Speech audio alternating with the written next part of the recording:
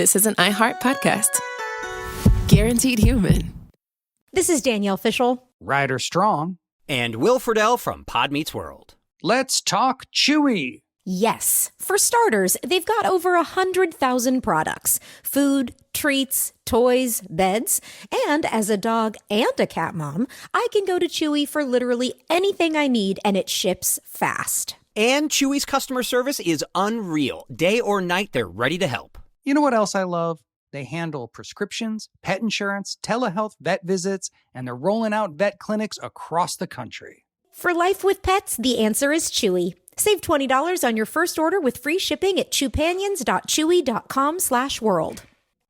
Joy is essential, and it's also elusive. But now, there's a new and exciting way to start your journey toward a more joyful existence. Joy 101. It's a new podcast hosted by me, Hoda Kotb. If you're craving inspiration, support, and useful tools to maximize your joy, tune into these candid, uplifting, and moving on-air chats. Listen to Joy 101 on the iHeartRadio app, Apple Podcasts, or wherever you get your podcasts. Welcome to Stuff You Should Know, a production of iHeartRadio.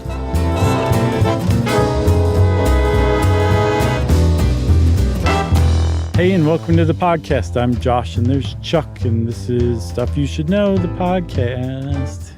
That's right. This is our octopus-adjacent continued love for cephalopods episode on one of the weirdest-looking creatures on planet Earth, the squid. Not just weird-looking, Chuck, also pretty smart, wily, cannibalistic, and beaked. Yeah, they're weird-looking animals, man. The squid, imagine if a human had its face in its belly button and no arms, and that's kind of what a squid is. Right, and also our esophagus went through our brain on the way to our stomach. Imagine that. That is really weird. They look like they look sort of like an octopus wearing a big papal hat. There you go.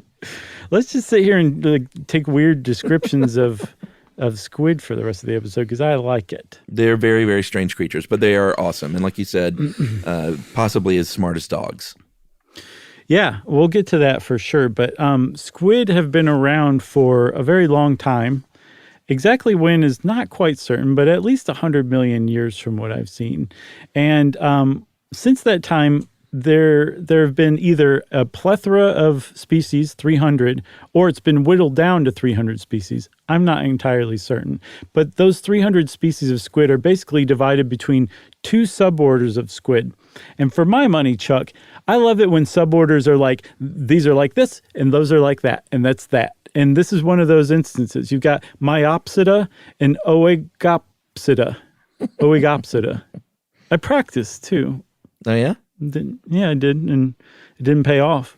So that's the lesson here, everybody. Don't practice. Don't even bother. I figured one of those in the second group, one of those first two letters would have been silent, but they're both pronounced, huh? That's my take of Latin pronunciation. Oegopsida. All right, so we'll talk a little bit about a few examples of the Myopsida suborder first.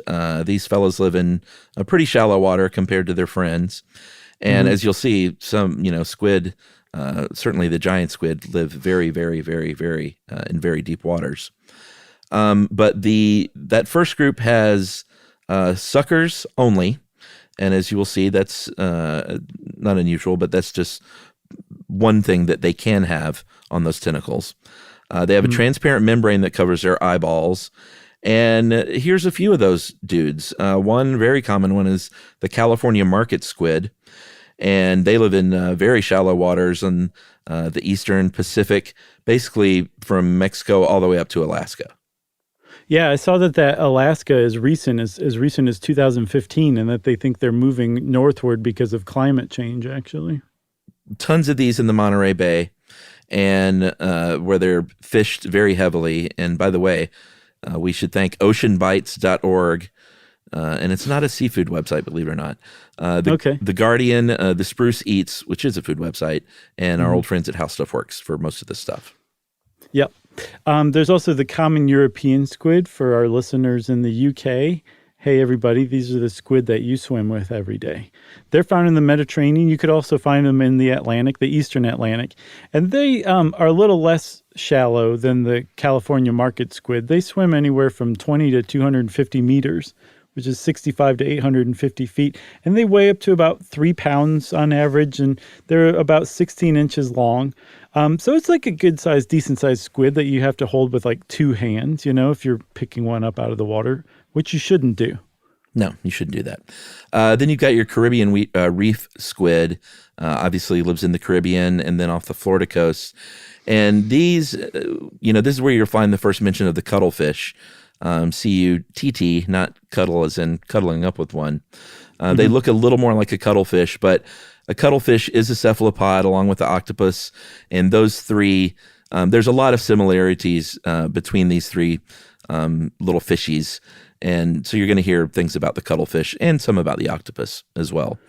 Yeah, you just can't talk about squid and not mention the octopus, which I'm sure just really burns squid's hash, Sure. So then you've got the Oegopsida that are the deep-dwelling ones, like you said. There's the short-fin squid, which lives in the Atlantic from Florida to Newfoundland. They have actually a long migration. They go to warmer waters to lay their eggs, which is an unusual characteristic for squid. What else is there for Oegopsida, Chuck? Well, this one's really interesting. The deep-sea luminescent squid, they live about 3,000 feet down in the North Atlantic, and then you can find them in different parts all over the world, New Zealand and Australia, Japan, also Hawaii and Bermuda. And they live, so deep, it's really dark down there. And they actually, we've talked about bioluminescence before. I think a whole episode on bioluminescence. And I don't know if we mentioned this squid, because the deep sea luminescent squid does practice or is capable of bioluminescence and have these photophore organs that light up the deep darkness of the deep sea. The deep darkness of the deep sea. I like that. I saw, yeah, I do too. I saw somewhere that those squid and other luminescing squids, like they do that to communicate with one another as much as to hunt prey. But it does make sense that they would have to do this because squid are primarily, their primary sense is eyesight. They have really sharp eyesight. Although, as we'll see, interestingly, they're colorblind, which is going to make something really snappy eventually. That's right. And what about this Humboldt squid? I like this guy. 7 to 15 feet long, as much as 100 pounds. Got That's kind of squid. It is, and it's got kind of a reddish skin, so they call them the red devil because they're also really brutal when they attack their prey, and they'll even go after sharks. I saw that they'll go after whales sometimes too, so they don't mess around. They're in the eastern Pacific, so I guess around Humboldt County, California. So you know what they're doing. Yeah. You know why they got those red eyes. They're smoking seaweed. Very good. So we want to shout out something else that is not exactly a squid, but we do need to shout out the vampire squid from hell. They do call it a squid, but it's actually what they call it is a vampiromorpha from, what is the order? No, that's the order. What's the species? That's the order. Vampiroteuthis infernalis, which means vampire Right. squid from hell. Yeah, very scary sounding name. And again, it's not exactly a squid, even though it does, it is a cephalopod, but it's sort of like, the way I described it on this video was, it's like a representation of a cephalopod before they split into octopus and squid. So it's a really ancient creature. They're known as living fossils, basically. They live below 600 meters in what's called the oxygen minimum zone. And there's just not a lot of oxygen down there. And so they have a very low metabolic rate and mainly just sort of, they do have 8 arms and not 10. So they have the arms like an octopus instead of a squid. But they mainly just float around and they don't move much because of the because of the lack of oxygen. And the way they eat is really cool. They have these, they're not carnivores. They eat what's called marine snow, which is just sort of the detritus that's floating around, like little bits and pieces of fish skin and fish poop and stuff that kind of looks like snow in the deep darkness. And they have these little lines that they throw out from their body sort of like a fishing line almost that's several feet long, and the snow just sort of collects on it. It's really sticky. And when they get enough stuff, they put it in their mouth and then just sort of pull it back out again like a bare chicken bone in a Tom and Jerry cartoon. And all that marine snow is now in their body. Really interesting though. I want to give a shout out to the big fin squid too. Did you see that link? Yeah, that thing's all arms. Yeah, because a lot of the squid out there, like especially the Myopsida squid, they're fairly evenly proportioned between tentacle and head for the most part, or at the very least, it's not wildly disproportionate. That's not the case with the big fin squid. It's very little head and body, lots and lots of arms, up to 21 feet long, arms and tentacles, and they are probably the deepest dwelling squid. They've been recorded up to 20,380 feet down in the Philippine Sea, and only 12 recorded sightings have taken place, which I think is pretty neat. That's pretty amazing. Got to look up a picture of these. These are cool. Yeah, sure. And the vampire squid, too. Yeah, I don't think we said that it looks like a vampire cape, too. Yeah, that's where it gets the name, right? And the red eyes. Yeah, they're very, very creepy looking. All right, so squids are mollusks, but they don't look like other mollusks that you know of because they don't have an outer shell. What they have is a soft body with the shell on the inside, which is pretty remarkable. And I didn't really see anything evolutionarily that I could point to sort of explain this. Well, yeah. So the only thing I saw is that it supports the internal organs. And it's called a pen, but why it's on the inside rather than the outside, I don't understand that either. It just makes squid that much more interesting, you know? Well, and that much more vulnerable. If they had a big hard outer shell, that's obviously like an armor for a mollusk. So I don't know. Maybe they missed the memo. I guess so. So there are also cephalopods too, right? Which includes octopus, cuttlefish, the nautilus, which is a distantly related cephalopod, and then squid. And then you've got the cephalopods that are 8-armed, the octopods, and then you've got the 10-armed decapods, cuttlefish and squid. And technically, squid have 8 tentacles and 2 arms, but together that's 10. Yeah, and I think those 2 arms are sort of more like arms than tentacles, right? Aren't they kind of shorter and like function a little more like grabby arms? Yeah, they can deal a deck of cards. They can drive a car. Sure. There's a lot of stuff those arms can do, but they usually have them kind of retracted up. And then the ones that use their arms to catch prey, they shoot them out and grab prey and then bring them back toward them, which is pretty amazing. So their arms are usually much longer than their tentacles in a lot of the species. Yeah, and you mentioned that we don't know exactly when squids came about. We do know that cephalopods came about during what's known as the Cambrian explosion about 500 million years ago when a lot of new animal groups emerged. But squids, they split off at some point, like you said, between these octopods and decapods, but we're not exactly sure how long ago. A couple of hundred million years probably, right? I saw anywhere from like 200 million to 100 to 160 million. And I saw it placed within the Mesozoic Marine Revolution, which apparently is a time when a lot of different things evolved harder shells, and then other predators evolved ways to break through those shells. It was like a real, just kind of like an arms race in the ocean during that time for evolution. And that's when squid would have come along, from what I saw. I like that, an arms race. Yeah. The tentacle race.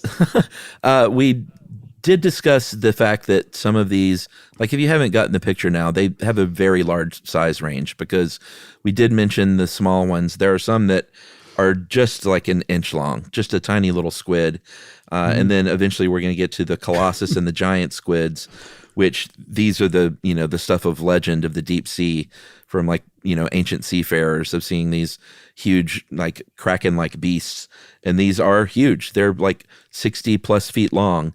And it's just amazing to me that you can have something that kind of looks the same, that's an inch and then 60 feet long. Yeah, it's pretty neat. The 60 feet long, yeah, and they're all like equally interesting too. But the smaller ones are typically going to be coastal ones, right? And the bigger ones are more suited for deep sea, I'm guessing. Oh, absolutely. You're not going to see a 65-foot squid swimming in the ocean very close to you. Oh my God. Thank God. Pretty unnerving. So one of the things that really has always boiled my pot about squids is that they have a parrot-shaped beak. A lot of the species do. In the center where their arms come together, there's a mouth, and it often has a beak and then a bony tongue called the radula. And those arms will shoot out, grab some poor unsuspecting fish that goes, help me, as the squid pulls it closer and closer to its mouth, and then its beak tears into it and tears it into pieces. Man. And it's really important that it tears it into smaller pieces because the radula forces those pieces down the squid's gullet. And again, it has to pass through the esophagus that goes through the brain, so you don't want a big old chunk getting lodged in your esophagus in your brain area. God. Yeah, I mean, it's pretty frightening when you see pictures of this beak. I mean, squid are not to be... Is it squids or squid? It sounds like it would be squid, but I think it is squids. No, so I saw squid as plural for squid. Oh, okay. Right? But if you're talking about a bunch of different species of squid, you would probably say squids. Ah, okay, that's a distinction. I don't remember where I saw that, though, or else I'd shout them out. So you mentioned that they're smart. There has been, and I believe this was just in 2020, the year 2020, that is, when they finally put an MRI on a squid because they had pretty good ideas that they were intelligent. But they found that some of these squid have 500 million neurons. And if that sounds like a lot of neurons for an animal like this, you're right. Because like a rat, and rats are pretty smart, they have about 200 million. If you look at a regular ordinary mollusk, they only have about 20,000. So 500 million neurons is more along the lines of what you might find in a dog. Yeah. So that's where I was wondering, like, how are they equating intelligence between a dog and a squid? That makes sense. You know, rather than brain size in relation to body size, which we kind of poo-pooed in the Origin of Intelligence episode, like the number of neurons is actually a pretty good kind of indicator, or for comparison, I would guess. The thing is, I saw this described somewhere, I can't remember where, that what squid intelligence or octopus intelligence is probably so radically different and alien from what human intelligence is, or even what dog intelligence is. Because dogs, humans, monkeys, rats, we're all distantly related to fish, whereas squid and octopods, they evolved from like basically sea slugs on a totally different family lineage. So their intelligence generated or evolved differently, independently from human intelligence. And I also saw that possibly the octopus was the first intelligent being on Earth. So to compare our intelligence, there is definitely overlap and crossover. Yeah. But there's just no telling what their experience of life is like.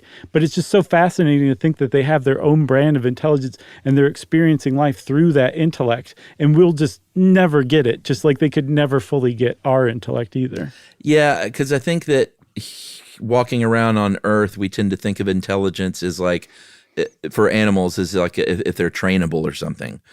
Right. And like, can you teach a squid to sit and say please and roll over and play dead? And it's a different kind of intelligence. But why don't we take a break and we'll talk about another part of their weird kind of intelligence right after the break? Yeah.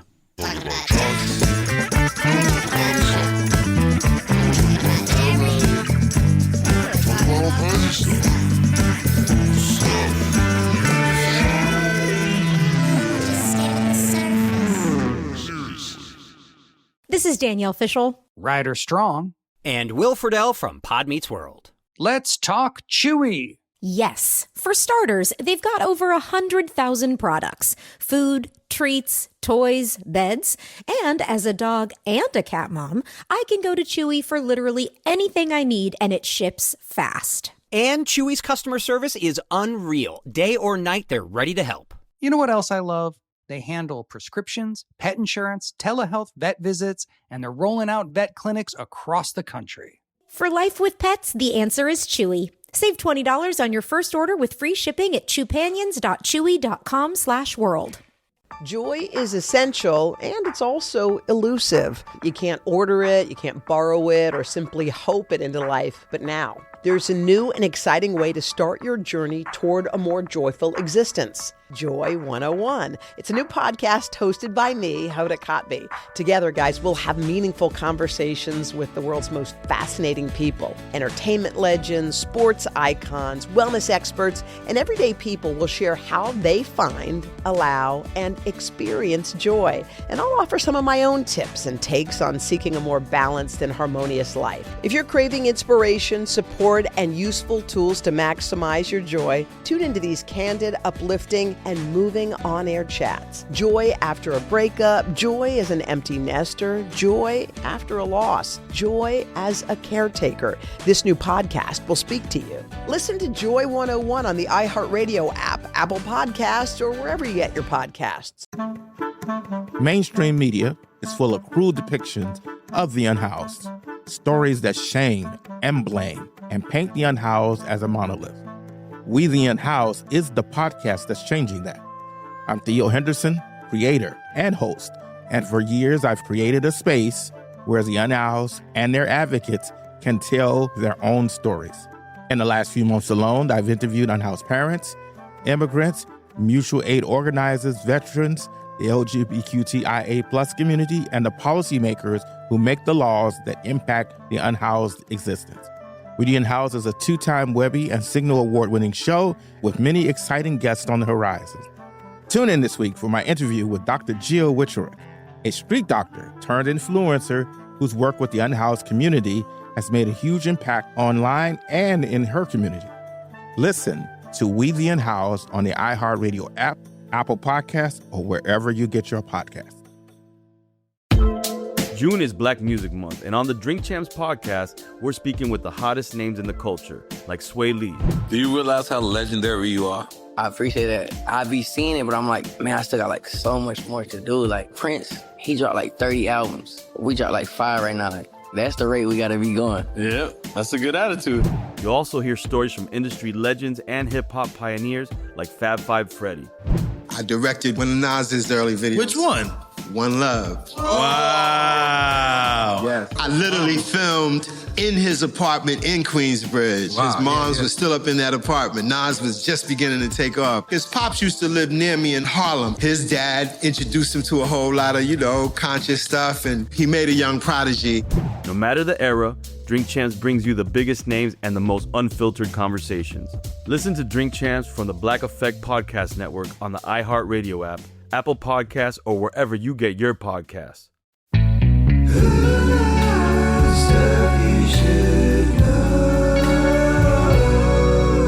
All right, so we talked about squid intelligence and how it's a different kind of intelligence, but they're super smart. One thing that we need to mention, and for like the full lowdown on chromatophores, I think we should just refer people to the great octopus episode. But they do have these chromatophores on their body, and they're able to camouflage themselves. They're able to change the size and shape and color of these pigment cells on their skin, or just under their skin, to where they can, you've seen octopuses do it, to where they camouflage themselves in remarkable ways, to where they even take the shape of something like a reef or something that they're hiding next to. But squid actually have what they called, or what they refer to, or at least males do, a skin-powered alphabet.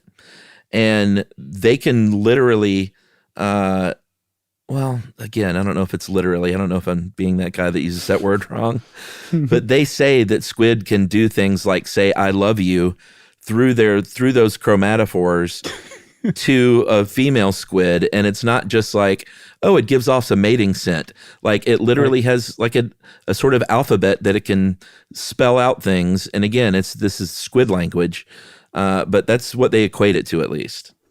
They say, yeah, exactly. Hey, okay, so I have 2 questions now that you brought up the octopus episode. Okay.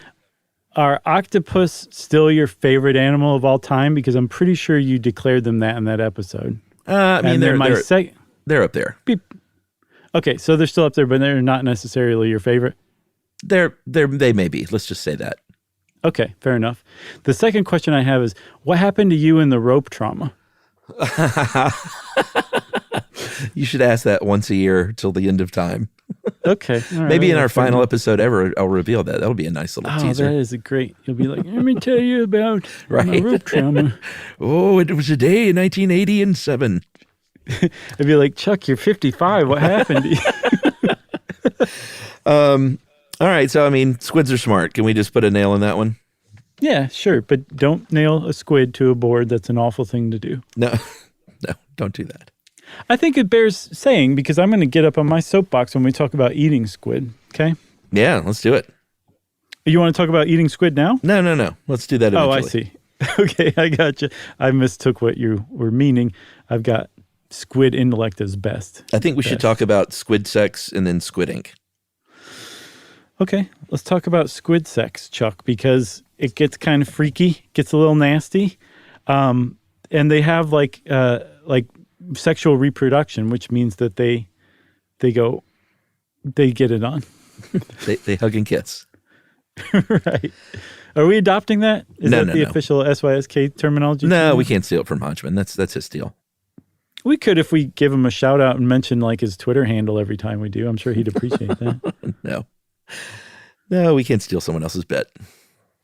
Even though I keep saying it. Yeah. I'm just trying to pave the way to full acceptance one way or the other. All right. Can we talk about squid sex? Yeah, Baby? I tried to lay it out there. Well, here's what happens. The male squid has sperm that are produced in testes or testis. And this sperm is stored in a sac. And when they do mate, the male has this special arm that transfers packets of sperm to the female's mouth cavity.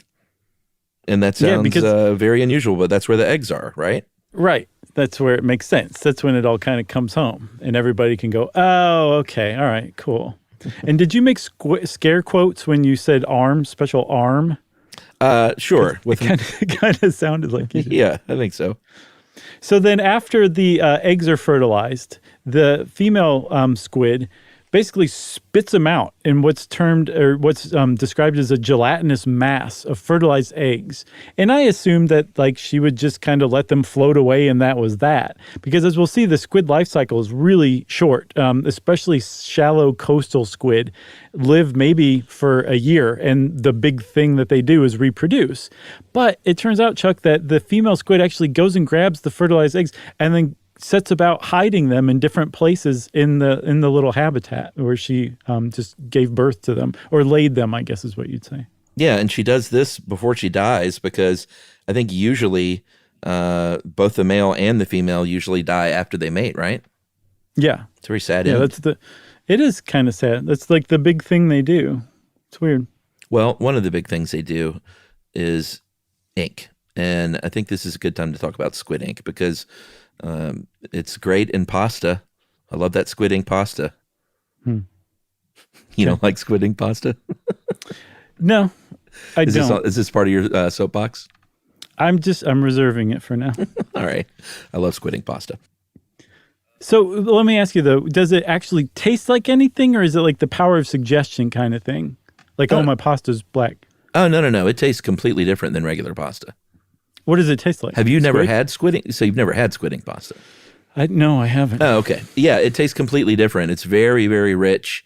It tastes, it's very briny. It has a different consistency. It's not just like they add it and just to say, oh, look, it's black. Like it imparts a taste. I got to try this stuff. I mean, I think it's delicious. I don't have it a lot because you don't find it on a ton of menus, but there's one place here in Decatur that has it, and I love it. So that is one use of squid ink, right? Another use is writing. Another use is an anti-cancer, antiretroviral, and antimicrobial drug. Yeah. It's so funny. We go from like the most basic use of squid ink to some really advanced technology with squid ink because it turns out that there's a lot more to squid ink than just pigment. And the pigment itself is actually one of the reasons why that ink can be used to produce all these different drugs. It has a bunch of weird stuff in it. That's right. there's this one of the main things that is in squid ink is, well, there's a couple of things. There's mucus in there. If you're eating squid ink pasta, you take the ink directly from the sac, so there's none of the mucus in there. Right. But melanin is one of the main components of cephalopod ink, right? Yeah, there's melanin in there. There's also catecholamines, peptidoglycans. I practiced all these too, Chuck. Free amino acids, acids, and metals, right? And you've got all this stuff in there, and you're just like, well, why? This is just ink. Why does this stuff matter? We're not entirely certain. Like, we've been talking about squid ink since the time of Aristotle for, almost 2,500 years, and we don't really understand it much better than Aristotle did. We just kind of know a little more what's in it. We just don't really know all the stuff that it does. Yeah, and we don't know everything about just exactly why. We know some of the reasons why they squirt ink. One is certainly a defense. They'll shoot out an ink cloud and get away. It's pretty remarkable. Some squid can kind of cast it out in a pattern to look like something else, like sometimes look like another marine life, basically, which is really amazing when you think about it. And we know kind of how it happens, but we there's still so much we don't know about the ink.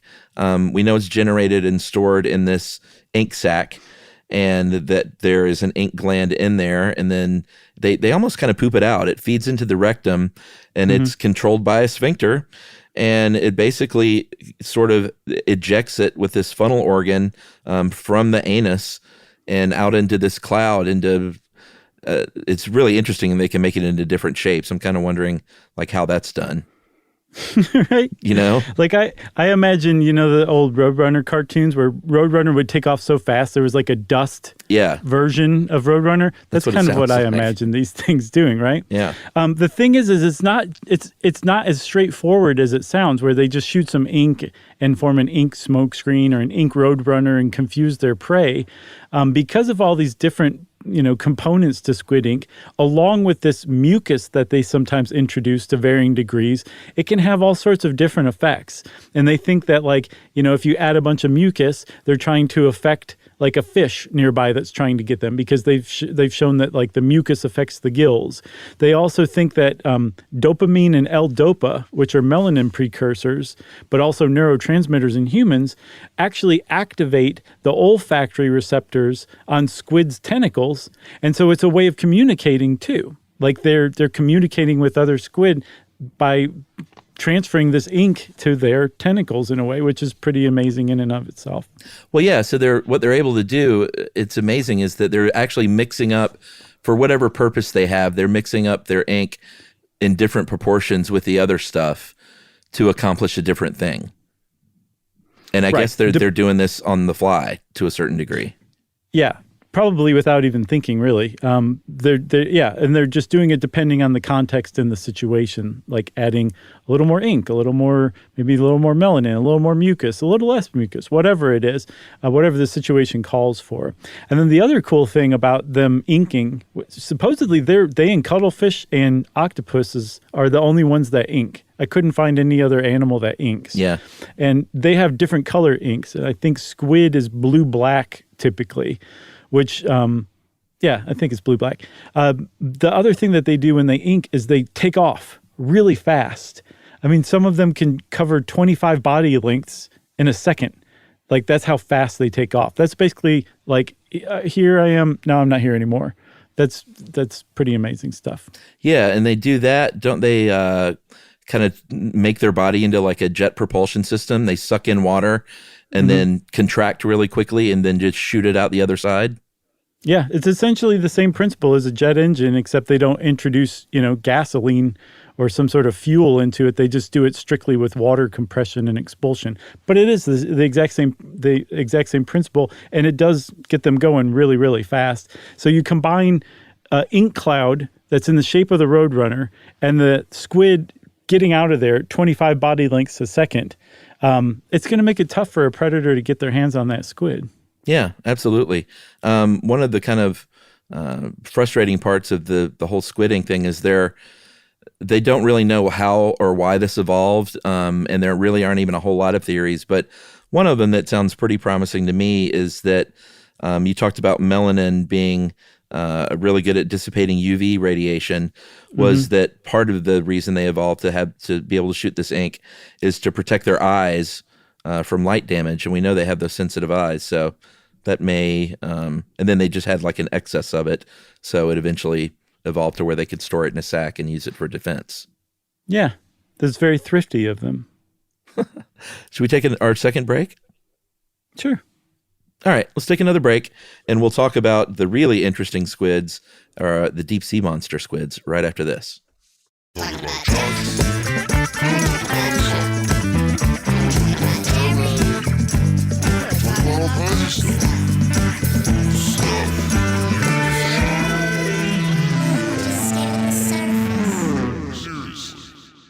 This is Danielle Fishel. Ryder Strong. And Will Friedle from Pod Meets World. Let's talk Chewy. Yes. For starters, they've got over 100,000 products. Food, treats, toys, beds. And as a dog and a cat mom, I can go to Chewy for literally anything I need, and it ships fast. And Chewy's customer service is unreal. Day or night, they're ready to help. You know what else I love? They handle prescriptions, pet insurance, telehealth, vet visits, and they're rolling out vet clinics across the country. For life with pets, the answer is Chewy. Save $20 on your first order with free shipping at chewpanions.chewy.com/world.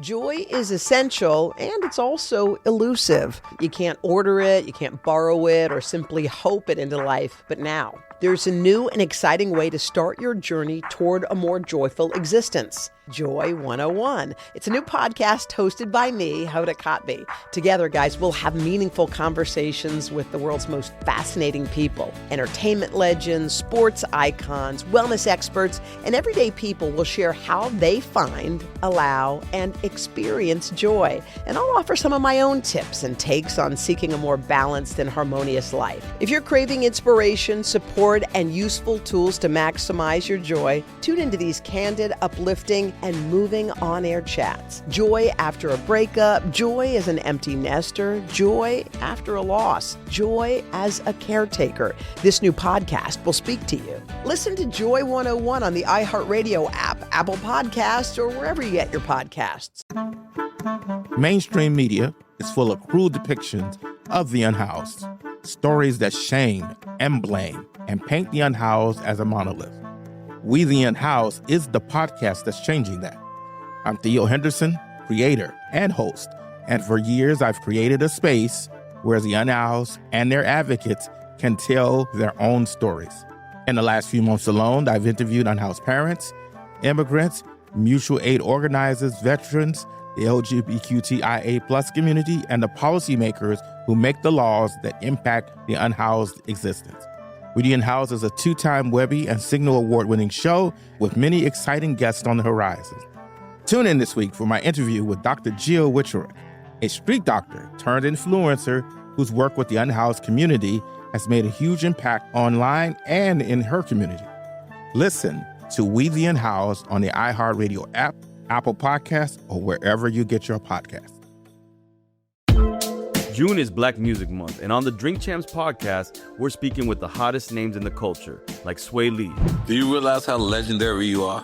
I appreciate that. I be seeing it, but I'm like, man, I still got like so much more to do. Like Prince, he dropped like 30 albums. We dropped like 5 right now. Like, that's the rate we gotta be going. Yeah, that's a good attitude.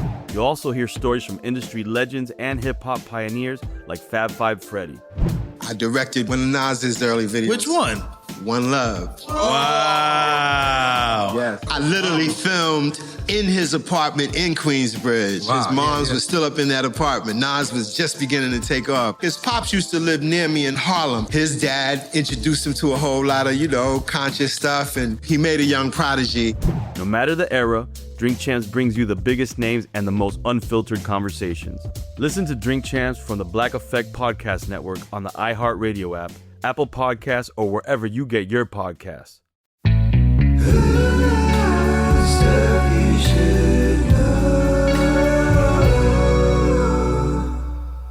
Okay, Chuck, so it's time. We're talking finally about the giant squid, the colossal squid, the big old squid, and all the huge squids. We did one on sea monsters before too, didn't we? Yeah, man. I think we might have talked about this back then. There's no way we didn't, because they think that the giant squid inspired a lot of stories over the years, right? Oh, absolutely. I mean, you see it all through literature, from the Odyssey to 20,000 Leagues Under the Sea, are these accounts from sailors about these monsters, these huge beasts of the deep sea. And it's one of those things where, like, if we had never seen these, then it'd be real easy to say, oh yeah, these are just seafaring stories and this is just lore and folklore. But they are actually real creatures. They just are so rarely seen and live in such deep waters that it's hard to photograph them. But it finally did happen in 2005, right? Yeah, and I don't really like this story because this is such an example of humans just being like, hey, we want to know, so we're going to kill you to find out. I hate that part about humans, Yeah. But in 2005, some marine biologists from Japan had been trying to track giant squids for I think 3 years at this point before they finally found one in person. And up to that point, they'd only seen them in the contents of sperm whale stomachs, which I guess they killed too, to look in to see what was inside. But sperm whales are the only predators of the giant squid. So the first time they finally saw one was in 2005, and they basically baited a line, and then the giant squid came, and really some terrible stuff happened after that. Yeah, the squid got caught up in the line. I think there was about a 4-hour struggle to get itself free. And it lost one of its tentacles in that struggle that they recovered that was 18 feet long. And they did get photographs. And to me, this is where they should have been like, all right, well, we got the pictures that we wanted. To them, I guess it was a bonus that they got one of these 18-foot tentacles. Sure. But they went back and they captured this thing a year later. They couldn't just leave well enough alone. They actually went back and got this thing. Yeah, and they pulled it on the boat, and they made all aboard beat it to death with sticks, which didn't make any sense, but that's how they did it. Yeah. Just kidding. They didn't actually do that, I don't think. They were tiny sticks, too. Right, it took forever. So then, that was the first time one was ever caught, and that was 2006. The next year after that, so if you really think about it, 2005, 6, and 7 were huge years for giant deep sea squid, because in 2007, a colossal squid, which is just a little bit smaller than a giant squid, was caught by a New Zealand ship up down in Antarctica, right? Yeah, this one weighed close to 1,000 pounds. Had an 8-foot mantle, which is that Pope hat, and was almost 18 feet total in length. But if this giant squid had an 18-foot tentacle that they got a hold of, and we don't even know where the tentacle was cut, it could have been longer than that. Then that giant squid was really big. But because here's the thing. I mean, this is bad enough, but we don't even know how many there are. I mean, that giant squid could have been one of 50 worldwide. Right. You don't even know. And even though we said they only live about a year, it seems pretty obvious, and they believe that these giant squid are obviously much, much older, and it's not like they grow to that big in a year. Yeah, for sure. So one thing that stuck out to me, Chuck, and I'm not sure what your take will be on this, but that colossal squid that was caught in 2007 was reported, if they had cut it up into calamari, which I didn't realize this. Calamari is not the suckers. They're rings because they cut the mantle crossways. Did you know that? Yeah. Okay, I didn't know that. But they said that the calamari would have been the size of tractor tires. What do you think about that? I don't know. If it was an 8-foot mantle, a tractor tire seems pretty big, but because squid are they're not thin, but they're sort of elongated. So I'm just trying to picture something 8 feet long that's as big around as a tractor. I guess it depends what kind of tractor. We talking your like a lawn tractor, like a John Deere? Yeah, maybe. Like a zero-turn mower? That's what they were saying. They put in brackets, they put lawn before tractor, and it got edited out. All right, so I could buy that, but I don't know. I'm just trying to picture that, and it doesn't seem likely, but who knows? But the upshot of that is they caught the first colossal squid ever, and the news reported what the size of the calamari would have been, which really kind of reveals our preoccupation with eating squid, if you ask me. That's right. The word calamari is actually Italian for squid. And I quit eating this stuff when I saw my octopus teacher. All this stuff was off the menu for me after that documentary. Yep. And I did talk about eating squid ink, so that's probably something I should stop, because I don't think you get the squid ink without getting the squid. Yeah, they don't like keep a live squid and squeeze it and then throw it back in the ocean. Really? Are you sure? They cut the squid up. I'm pretty sure they use the other stuff for calamari too, right? I would guess, but also, have squid ink maybe once a year. So it's not like, not to let myself off the hook entirely, but it's not the kind of thing I'm eating every other day, Yeah, but you make a good point. It's really, it's hard to eat something that is intelligent, and can suffer. And it is extremely hypocritical of me to even, tout that, because I eat chicken and I eat beef jerky all the time, like so much beef jerky. But those are animals too, and they can suffer. So I'm kind of hypocritical in that sense. But still, for me personally, I'm with you. I don't eat octopus or squid or pigs because of their intelligence that we're figuring out. Certainly a lot of calamari is served up in a lot of bad sports bars around the country. I think a lot of people may not even understand what they're eating sometimes with calamari. It's pretty clear when you get the little, full bodied, it's not just the ring. Like when you get the full body, like, hey, this looks like a little tiny squid, like that's been battered and fried. It's pretty clear what it is, but a lot of times you don't even get those. You just get the rings. Can you imagine the indignity of being an intelligent squid and knowing that you're going to eventually be served at a Buffalo Wild Wings cafe? Eaten by somebody wearing a football jersey? Yeah. But has never played football actually in their life? One day I'm going to be passed through the gullet of a human in a Hooters. Right. And their esophagus actually goes through their brain. Right. Yeah, so maybe, that's where we should cut it off. If you're into calamari, that's fine. There are plenty of ways to eat it. But I don't think we need to go into all the detail that the article goes into about all the great ways that you can cook it. No, but I will say I do have a personal anecdote. Before, when I was eating squid, the only sushi, there's 2 pieces of sushi that I've ever spit out. One was, had a raw quail egg cracked on it. Okay. And it was just too much. I just couldn't do it. I tried it. I couldn't do it. The other one was a whole squid, like one of those 1-inchers that you said. Yeah. And I chewed and chewed and chewed. Man. Longer than I've ever chewed anything. And I made not even a dent in that thing. So I finally just gave up and spit it out. That actually might be the last. No, it's not. I've had calamari since then. I wonder if that's just like chewing gum. Maybe that's what it's for. And you're supposed to eat it at the end of your meal and just chew it for the next couple hours. I gotcha. But the thing is, I eat chewing gum. I couldn't eat the squid. It stays in your stomach for 7 years. That's right. What was it? Poor kid. Didn't we name that kid Poor Kid? Who had to go surgery because he had 5 pounds of impacted gum. Oof. My goodness. Talk about a callback here at episode 1500 something, right? That's right.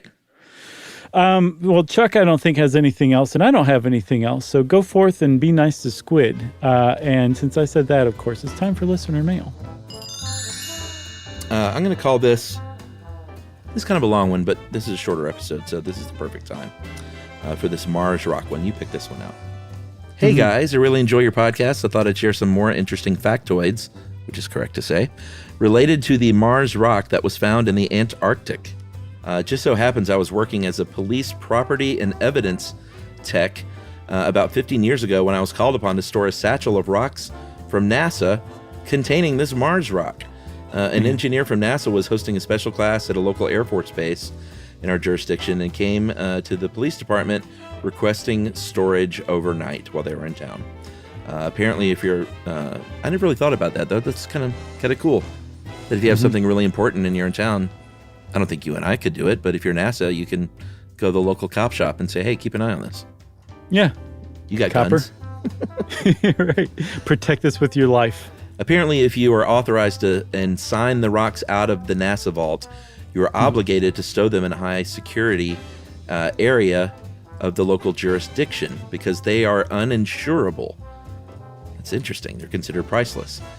We wound up having to track them via barcode and stow them in our high-security vaults with our guns, drugs, and cash. When I returned them to the NASA employee the next morning, he was kind enough to show me the Mars rock. It was fairly unremarkable to the naked eye, a low-gloss, matte-finish brown, speckled tone. So I would imagine that this would answer Chuck's question of why they don't find these things in Georgia. Well, it's just a brown rock, just like most rocks you see in the U.S. The NASA employee explained that the trigger to the scientist in the Antarctic, was that there was a rock at all where they were exploring. They quickly surmised that it could be extraterrestrial because they couldn't explain how a rock had gotten there in the first place, so they sent it off for testing and confirmation.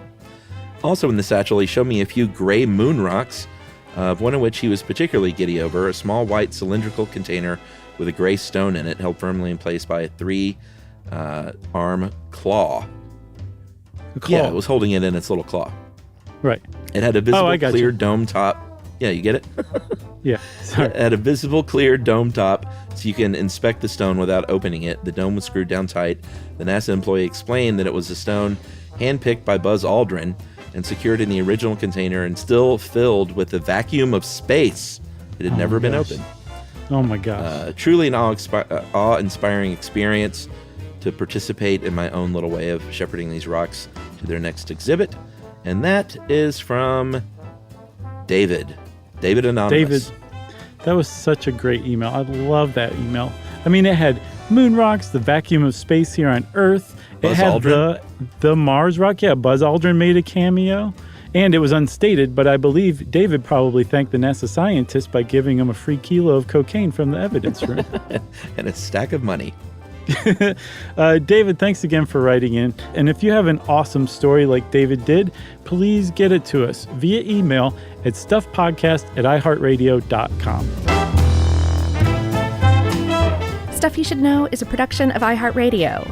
For more podcasts from iHeartRadio, visit the iHeartRadio app, Apple Podcasts, or wherever you listen to your favorite shows.